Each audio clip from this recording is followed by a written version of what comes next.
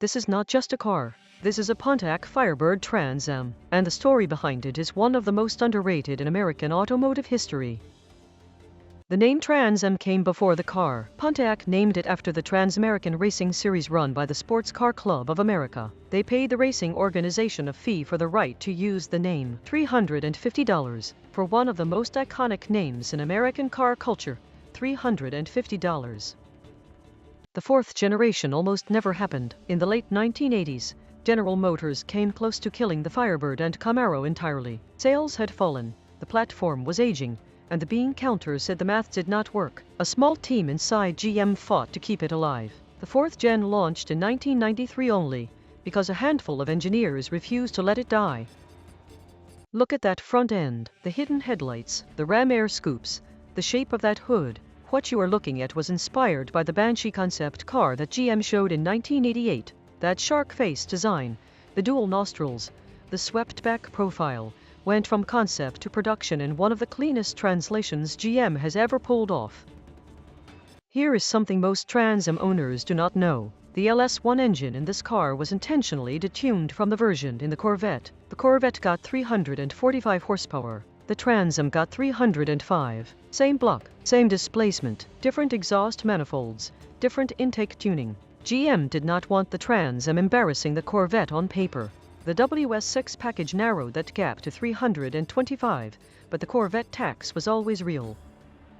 The T-tops on this car were not just a style decision, they were an engineering choice made during a period when GM was designing both a T-top and a convertible version simultaneously. The T-top allowed structural rigidity that the platform needed without the weight and cost of a full convertible. The result was a car that felt solid, handled well, and gave you open-air driving without the chassis flex of a full drop top.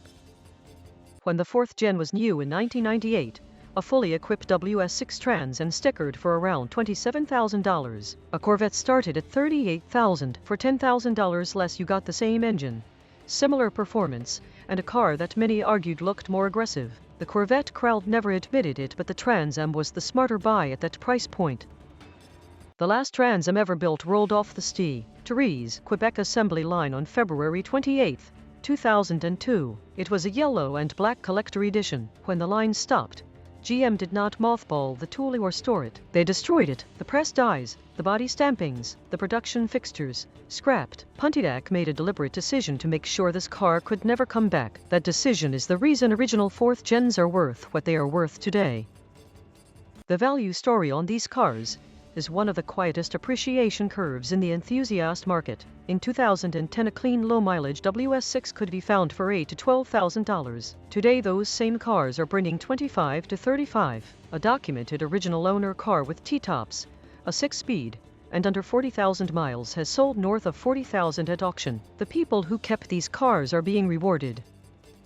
Modified or not, the fourth-gen Trans Am has built one of the most dedicated owner communities in American car culture. The engines respond to modifications better than almost anything from that era. Bolt-ons alone push these LS1s well past 400 horsepower. A full build with heads, cam, and forced induction brakes 6, 7, 800 without breaking a sweat. The platform was overbuilt from the factory. GM gave owners room. This is that car. The fourth-generation Trans Am, one of the most important performance vehicles America ever produced at a price regular people could afford. The tooling is gone. They are not making more, and the ones that survive in this condition, clean, cared for, modified right, are only going to get harder to find. Follow 305 Redline. This is real car culture.